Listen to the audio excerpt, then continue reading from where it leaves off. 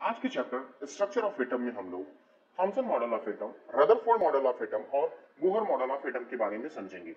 इन सब atomic structures को समझने से पहले हम लोगों को डाल्टन एटॉमिक थियरी के बारे में जान लेना चाहिए, क्योंकि डाल्टन एटॉमिक थियरी का फेलियर ही एटॉमिक स्ट्रक्चर की खोज का कारण बनता है। तो चलिए फिर हम लोग सबसे पहले जान लेते हैं कि डाल्टन एटॉमिक थियरी क्या है। उसके बाद फिर हम लोग बात करेंगे Thompson model of atom, Rutherford और बोहर के एटॉमिक स्ट्रक्चर्स के बारे में कि इन लोगों ने एटम के स्ट्रक्चर्स को किस प्रकार से एक्सप्लेन किया है। तो चलिए फिर जानते हैं कि डाल्टन एटॉमिक थियरी क्या है। डाल्टन एटॉमिक थियरी, डाल्टन एक ऐसे साइंटिस्ट थे जिन्होंने एटम के ऊपर अपनी थियरी दी थी। इन्होंने अपनी एटॉमिक थियरी में सबसे पहले ये बोला था कि किसी भी मैटर का जो सबसे स्मॉलेस्ट पार्टिकल होता है उसे ही हम एटम कहते हैं। Atom is the smallest particle of any matter और एनी सबस्टेंस। दूसरा इन्होंने ये बोला कि atom are the indivisible particle, यानी कि एटम को दोबारा से डिवाइड नहीं किया जा सकता। इसके बाद इन्होंने बोला कि the atom of the same element are similar in chemical property. Same elements के जो एटम होते हैं उनकी केमिकल प्रॉपर्टी सेम होती है। जैसे ये एक एलिमेंट है तो इसके अंदर जितने भी एटम होंगे सारे के सारे एटम्स की केमिकल प्रॉपर्टी सेम होगी। उसके बाद अगले पॉइंट्स में इन्होंने बोला atom of the different element are the different in chemical property, यानी अलग अलग एलिमेंट्स के जो एटम है उनकी केमिकल प्रॉपर्टी अलग अलग होगी। जैसे ये दो अलग अलग एलिमेंट्स हैं, एक मान लीजिए आयरन है और एक आपका कोई और, जैसे ये प्लास्टिक है।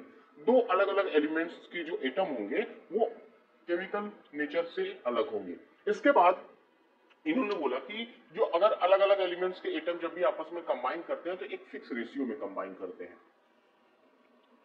तो चलिए फिर हम लोग जान लेते हैं कि ऐसा क्या इनके इस स्ट्रक्चर में फेलियर था जिसकी वजह से एटॉमिक स्ट्रक्चर की खोज की गई। एक्चुअली हुआ क्या कि जैसा कि इन्होंने बोला था कि atom is the smallest particle and which can not be divided further. But हुआ क्या कि एटम को दोबारा से डिवाइड किया गया सब एटॉमिक पार्टिकल में। बाद में और जो साइंटिस्ट आए उन्होंने एटम को दोबारा से डिवाइड किया सब एटॉमिक पार्टिकल में, यानी इलेक्ट्रॉन, प्रोटॉन और न्यूट्रॉन में। इलेक्ट्रॉन, प्रोटॉन और न्यूट्रॉन के बारे में अब हम लोग जानेंगे। और चलिए सबसे पहले हम लोग एटॉमिक स्ट्रक्चर्स को देख लेते हैं, उसके बाद फिर हम लोग बात करते हैं आगे। जैसा कि पहले जो साइंटिस्ट थे जिन्होंने एटम का एटॉमिक स्ट्रक्चर दिया था उनका नाम था थॉमसन। थॉमसन ने यह बताया, Thompson atomic structure,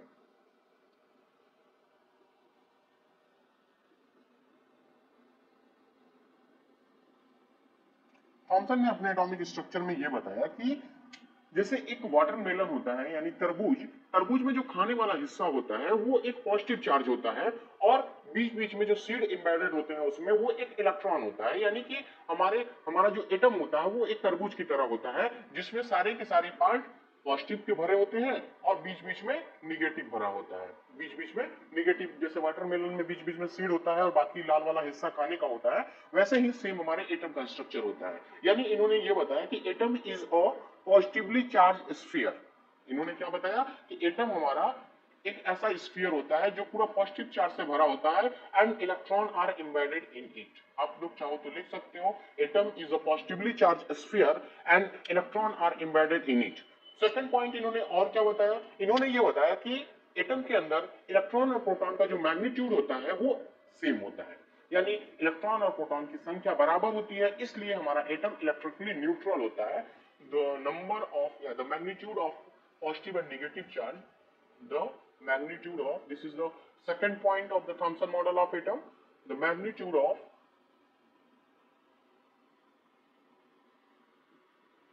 electron and यानी कि negative and positive charge, the magnitude of negative and positive charge are equal, are equal. So atom are whole as a electrically neutral, इसीलिए एटम पूरे तरीके से neutral होता है। वरना ये एलिमेंट आपका एटम से ही बना हुआ है और अगर ये न्यूट्रल नहीं होता तो ये जो स्केच है ना ये एग्जिस्ट नहीं करता। इसके बाद फिर अब हम लोग बात करने वाले हैं रदरफोर्ड मॉडल ऑफ एटम के बारे में। तो कोई बता सकता है रदरफोर्ड मॉडल ऑफ एटम क्या होता है? रदरफोर्ड एटॉमिक स्ट्रक्चर, चलिए कोई बात नहीं, मैं बताता हूं रदरफोर्ड के बारे में।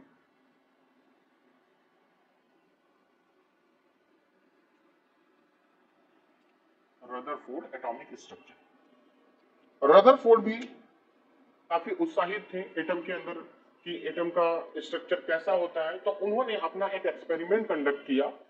उस एक्सपेरिमेंट में उन्होंने एक गोल्ड फॉयल लिया और उस गोल्ड फॉयल के ऊपर अल्फा पार्टिकल को फास्ट मूविंग अल्फा पार्टिकल को पास कराया। जैसे उन्होंने एक गोल्ड फॉयल लिया और इस गोल्ड फॉयल के ऊपर इन्होंने alpha particle, fast moving alpha particle को पास कराया। जैसे हम लोग टॉर्च जलाते हैं, टॉर्च से किरणें निकलती हैं, तो और जैसे शीशे पे जलाते हैं, वैसे ही इन्होंने अपना जो अल्फा पार्टिकल था वो गोल्ड फॉयल के ऊपर पास कराया। तो इनको ये उम्मीद था कि जब ये अपने अल्फा पार्टिकल को उस गोल्ड फॉयल के ऊपर पास कराएंगे तो अधिकतर अल्फा पार्टिकल उस गोल्ड फॉयल से टकरा करके वापस आ जाएगी। लेकिन हुआ क्या, जैसा इन्होंने सोचा था रिजल्ट बिल्कुल उसके विपरीत आया, यानी कि अनएक्सपेक्टेड रिजल्ट इनको मिला। उस रिजल्ट में इनको यह मिला कि इन्होंने देखा कि अधिकतर जो अल्फा पार्टिकल थे वो स्ट्रेट पास कर गए गोल्ड फॉयल को। सिर्फ कुछ ही ऐसे अल्फा पार्टिकल थे, लगभग 12,000 में एकाध ऐसे अल्फा पार्टिकल थे जो उसी दिशा में वापस आ रहे थे टकरा करके, वरना अधिकतर जो अल्फा पार्टिकल थे वो सीधे इस पार से जा रहे थे और गोल्ड फॉयल से टकरा करके उस पार निकल जा रहे थे। अब बात आती है कि इन्होंने गोल्ड फॉयल ही क्यों चूज किया। गोल्ड फॉयल को चूज करने के पीछे रीजन ये था क्योंकि गोल्ड फॉयल एक ऐसा मेटल होता है, एक ऐसा एलिमेंट होता है जिसको हम लोग मैक्सिमम पतला कर सकते हैं, और बाकी एलिमेंट्स को अगर लेंगे तो वो उतना पतला नहीं हो सकता है जितना पतला गोल्ड को किया जा सकता है। लगभग इन्होंने 1000 एटम जितना पतला गोल्ड फॉयल लिया था, 1000 एटम जितना पतला गोल्ड फॉयल लिया था, और उस गोल्ड फॉयल का इस्तेमाल इन्होंने अपने एक्सपेरिमेंट को कंडक्ट कराने के लिए किया था, जिससे कि ये एटम के स्ट्रक्चर्स को जान सकें। अब देखिए, जो इन्होंने एक्सपेरिमेंट किया उस एक्सपेरिमेंट से पता क्या चला। उस एक्सपेरिमेंट से पता ये चला कि जब अधिकतर अल्फा पार्टिकल उस गोल्ड फॉयल से पास हो जा रहे थे, इससे ये मालूम चला कि एटम के अंदर अधिकतर जो जगह होती है वो खाली होती है। Most of the space inside the atom is empty. इसके बाद इन्होंने और क्या बताया, क्योंकि अधिकतर एटम और बहुत ही कम ऐसे एटम थे जो कि उसी दिशा में टकरा करके सेम डायरेक्शन में वापस आ रहे थे, तो इससे ये भी मालूम चला कि जो पॉजिटिव चार्ज है ना वो एटम के सेंटर में होता है। कहां पे होता है? एटम के सेंटर में होता है। इसलिए हम लोग न्यूक्लियस कहते हैं, यानी कि जो पॉजिटिव चार्ज होता है एटम के सेंटर में पाया जाता है, इसलिए पॉजिटिव चार्ज को हम लोग न्यूक्लियस ऑफ एटम भी कहते हैं, क्योंकि ये एटम के सेंटर में पाया जाता है। इसके बाद अब हुआ क्या, ऐसा क्या ड्रॉबैक था, इन्होंने और भी चीजें बताई थी। इन्होंने बोला कि जो इलेक्ट्रॉन होते हैं वो एटम के अंदर सर्कुलर ऑर्बिट में चक्कर लगाते हैं। इलेक्ट्रॉन जो होते हैं वो एटम के अंदर प्रोटॉन के चारों तरफ चक्कर लगाते हैं, लेकिन प्रॉब्लम ये हुई कि जैसे ही इन्होंने बोला कि इलेक्ट्रॉन सर्कुलर ऑर्बिट में चक्कर लगाता है, इससे और जो साइंटिस्ट थे तो उन्होंने वो बोले कि अगर इलेक्ट्रॉन सर्कुलर ऑर्बिट में चक्कर लगाता है प्रोटॉन के चारों तरफ, तो इसका मतलब ये हुआ कि इलेक्ट्रॉन अगर एक्सेलरेट कर रहा है तो वो एनर्जी लॉस कर रहा होगा, और जब वो एनर्जी लॉस करेगा तो एक समय आएगी कि उसकी एनर्जी खत्म हो जाएगी और वो प्रोटॉन में फॉल कर जाएगा। इससे तो ये हुआ कि हमारा जो एटम है वो इलेक्ट्रिकली न्यूट्रल नहीं होता है। इसका मतलब कि हमारा एटम अनस्टेबल होता है, लेकिन ऐसी बात नहीं है। हम अपने चारों तरफ की दुनिया में जितने भी चीजों को देखते हैं सब एटम के बने हुए हैं और सबके सब स्टेबल है। यहाँ पे वो फेलियर कर जाते हैं, इसके बाद तब उत्पत्ति होती है या तब एंट्री होता है बोहर साहब का। तो बोहर एटॉमिक स्ट्रक्चर के बारे में फिर हम लोग चर्चा करते हैं। बोहर ने क्या बताया था एटम के बारे में, एटम के स्ट्रक्चर को लेकर के। बोहर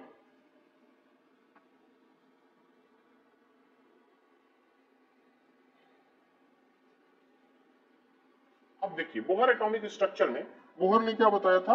बोहर ने बताया कि जैसा कि रदरफोर्ड ने बोला है कि इलेक्ट्रॉन प्रोटॉन के चारों तरफ या न्यूक्लियस के चारों तरफ चक्कर लगाता है, ये बात तो सही है, ये बात सही है। लेकिन जो इलेक्ट्रॉन चक्कर लगाते हैं ना प्रोटॉन के चारों तरफ या न्यूक्लियस के चारों तरफ, वो अपने एक फिक्स ऑर्बिट में लगाते हैं, वो अपने एक स्पेशल ऑर्बिट में ही चक्कर लगाते हैं, और सारे ऑर्बिट का उन्होंने नाम भी दे दिया। जैसे पहले वाले का नाम दे दिया के सेल, दूसरे वाले ऑर्बिट का नाम दे दिया एल सेल, तीसरे वाले ऑर्बिट का नाम दे दिया एम सेल। अब इसमें जितने भी ऑर्बिट है सब में अपने एक फिक्स नंबर ऑफ इलेक्ट्रॉन्स पाए जाते हैं। अब जैसे पहला जो के सेल है, के सेल में कितने नंबर ऑफ इलेक्ट्रॉन पाए जाते हैं उसको जानने के लिए एक फार्मूला होता है 2n², और इस 2n² से हम लोग जान सकते हैं कि कौन से ऑर्बिट में कितने नंबर ऑफ इलेक्ट्रॉन मौजूद होते हैं। जैसा कि के सेल में अगर हम लोग बात करें तो के सेल में n की वैल्यू 1 होती है, एल सेल में n की वैल्यू 2 होती है, एम सेल में n की वैल्यू 3 होती है। इस तरीके से जैसे जैसे ऑर्बिट बढ़ते जाएंगे n की वैल्यू एक एक इंक्रीज करती जाएगी। अब हम लोग बात करते हैं कि n सेल में कितने नंबर ऑफ इलेक्ट्रॉन होते हैं। तो n सेल में सॉरी के सेल में तो n की वैल्यू क्या है, के सेल के लिए 1, तो 1 को स्क्वायर कर दिया तो 2 इंटू 1 इज इक्वल टू 2, यानी पहले वाले ऑर्बिट में 2 इलेक्ट्रॉन होते हैं। दूसरे वाले यानी कि के सेल में कितने और एल सेल में कितने ऑर्बिट होते हैं, तो इसको भी सेम 2n² फार्मूला से लगाएंगे, लेकिन यहाँ पे n की वैल्यू क्या हो जाएगी, 2 हो जाएगी।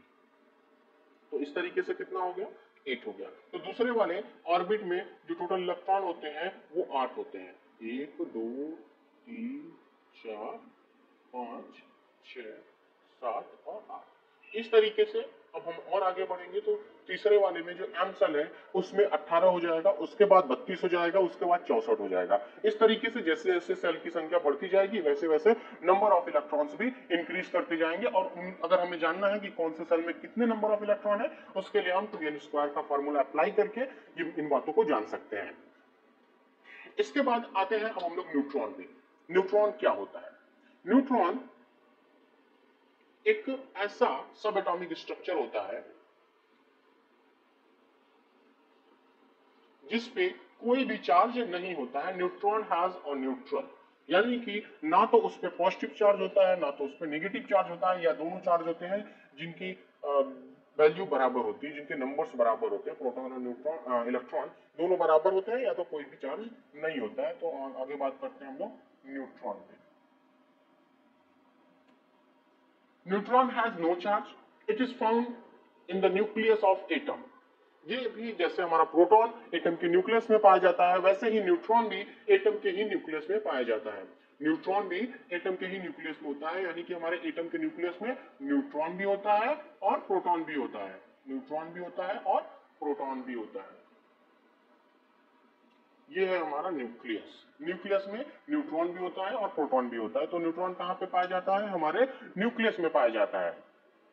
अब बात आती है कि किसी भी एटम का जो एटॉमिक नंबर होता है वो उस एटम के अंदर प्रोटॉन की संख्या के बराबर होता है।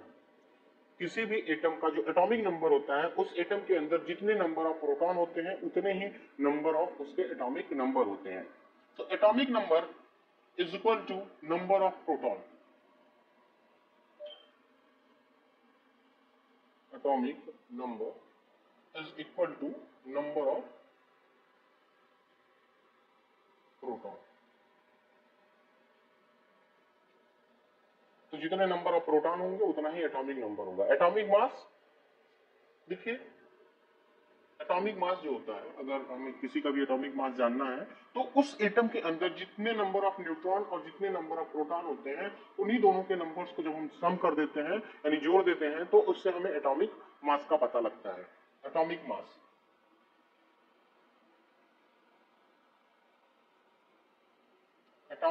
Is equal to neutron, number of neutron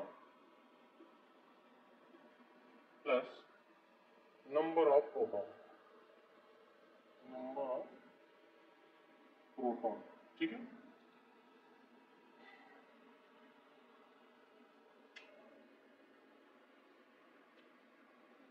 अब हम लोग कुछ एलिमेंट्स के इलेक्ट्रॉनिक कॉन्फ़िगरेशन को देख लेते हैं, क्योंकि एग्जाम में ये भी पूछा जाता है। जैसा कि मैंने आपको बताया कि के सेल में 2 इलेक्ट्रॉन होते हैं, एल सेल में 8 होते हैं, उसके बाद 18 और 32 होते हैं। पहले में कितने होते हैं? 2, फिर 8, फिर 18, के में 8, 2, एल एल एल।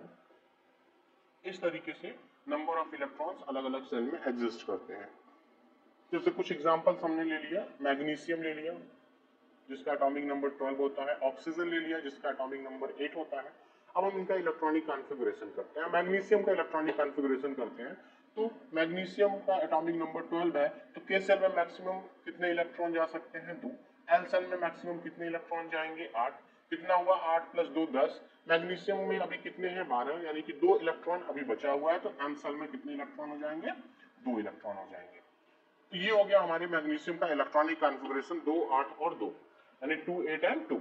इसके बाद अब हम बात करते हैं इनमें कि जो आउटर मोस्ट सेल होता है, यानी कि ये जो लास्ट वाला सेल होता है ना, इसे ही हम लोग आउटर मोस्ट सेल या बैलेंस सेल कहते हैं। इस बैलेंस सेल में पाए जाने वाले इलेक्ट्रॉन्स को हम लोग बैलेंस इलेक्ट्रॉन भी कहते हैं। अब ऑक्सीजन का देखते हैं, तो ऑक्सीजन के के सेल में पहले 2 इलेक्ट्रॉन जाएगा, फिर एल सेल में कितना जाएगा, टोटल 8 है, तो के में 2 गया, तो एल सेल में कितने जाएंगे 6 जाएंगे, क्योंकि 2 प्लस 6 8 हो गया। ये हो गया हमारा ऑक्सीजन का इलेक्ट्रॉनिक कॉन्फ़िगरेशन 2 और 6। क्योंकि ऑक्सीजन की आउटर मोस्ट सेल में कितने इलेक्ट्रॉन है 6, तो बैलेंस सेल में 6 इलेक्ट्रॉन है, और आउटर मोस्ट सेल इसी को बोलेंगे, और इसी को हम लोग बैलेंस सेल भी बोलते हैं। और इसके बाद हम लोग बात करते हैं वैलेंसी के बारे में। देखिए, जितने भी एलिमेंट्स इस अर्थ पे एग्जिस्ट करते हैं वो सब स्टेबल होना चाहते हैं। स्टेबल होने के लिए वो helium, neon, argon, krypton, xenon और रेडॉन का स्ट्रक्चर प्राप्त करना चाहते हैं। Helium, neon, argon, krypton, xenon और रेडॉन का स्ट्रक्चर पाना चाहते हैं। इन सारे एलिमेंट्स के आउटर मोस्ट में 8-8 इलेक्ट्रॉन्स होते हैं, सिर्फ हीलियम को छोड़ करके। तो ये हमारे धरती के सबसे अमीर एलिमेंट्स होते हैं, इन्हीं की तरह सारे एलिमेंट्स बनना चाहते हैं। इनकी तरह बनने के लिए कुछ एलिमेंट्स अपने आउटर मोस्ट सेल से इलेक्ट्रॉन्स को किसी दूसरे को दान कर देते हैं या किसी दूसरे से उधार ले लेते हैं। इस तरीके से ये अपनी वैलेंसी पूरी करते हैं। तो वैलेंसी क्या होता है? Valency is a tendency to combine the atom, combine with the another atom to form the stable या टू बिकम इटसेल्फ स्टेबल। तो अपने आप को स्टेबल होने के लिए जो एलिमेंट्स दूसरे एलिमेंट्स के साथ इलेक्ट्रॉन्स दूसरे एलिमेंट्स के साथ कंबाइन करता है उसे ही उसकी वैलेंसी कहते हैं। वैलेंसी का मतलब कि जैसे किसी का पेट भरने के लिए अगर 4 रोटी की आवश्यकता है तो उसकी वैलेंसी 4 होगी। तो वैसे ही इलेक्ट्रॉन्स को भी, जितने भी एटम्स होते हैं उनको स्टेबल होने के लिए जितने इलेक्ट्रॉन की आवश्यकता होती है वही उसकी वैलेंसी होती है। जैसा हीलियम का सिर्फ 2 होता है, तो हाइड्रोजन ही एक ऐसा एलिमेंट है जो अपने आउटर मोस्ट में 2 इलेक्ट्रॉन चाहता है, बाकी सारे एलिमेंट्स अपने आउटर मोस्ट में 8 इलेक्ट्रॉन चाहते हैं। अब जैसे हम लोग बात कर लेते हैं, यहाँ पे जो हमने एग्जांपल ऑलरेडी ले रखा है मैग्नीशियम।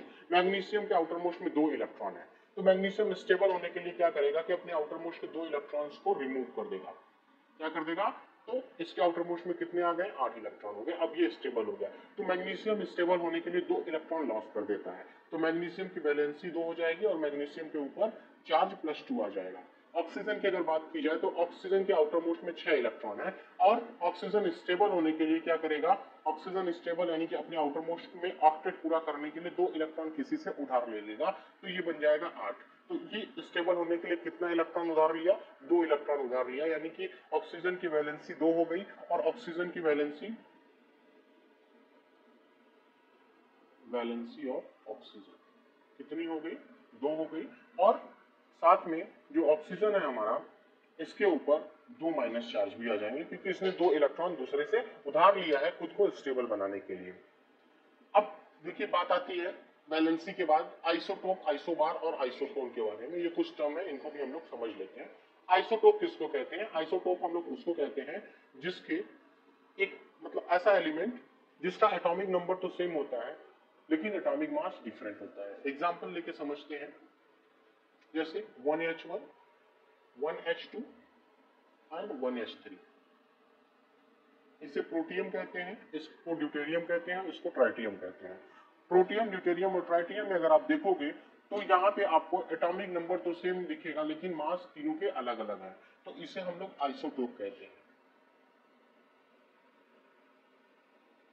फिर बात आती है आइसोबार की। आइसोबार हम लोग उसको कहते हैं जिसका एटॉमिक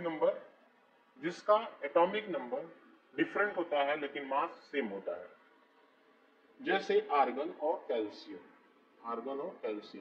अब यहाँ पे एटॉमिक नंबर तो अलग है, 18 है इसका और इसका 20 है, लेकिन एटॉमिक मास दोनों का सेम है, 40 और 40। ये हमारा आइसोबार है। उसके बाद आता है आइसोटोन। क्योंकि आइसोटोन हमें पढ़ना नहीं है फिर भी हम लोग समझ लेते हैं। आइसोटोन हम लोग उस एलिमेंट को कहते हैं जिनके एटॉमिक नंबर और साथ में एटॉमिक मास दोनों अलग होते हैं, उसे हम लोग आइसोटोन कहते हैं। ठीक है, आइसोटोन में एटॉमिक नंबर और एटॉमिक मास दोनों अलग होते हैं। तो उम्मीद करते हैं कि आप लोगों को ये चैप्टर अच्छे से समझ में आया होगा और आप लोग और भी उसमें अपने बुक में देखिए। अगर कोई टॉपिक छूट गया हो तो उसके लिए आप हमें कमेंट करिए, हम आपके लिए हमेशा तत्पर हैं। आपकी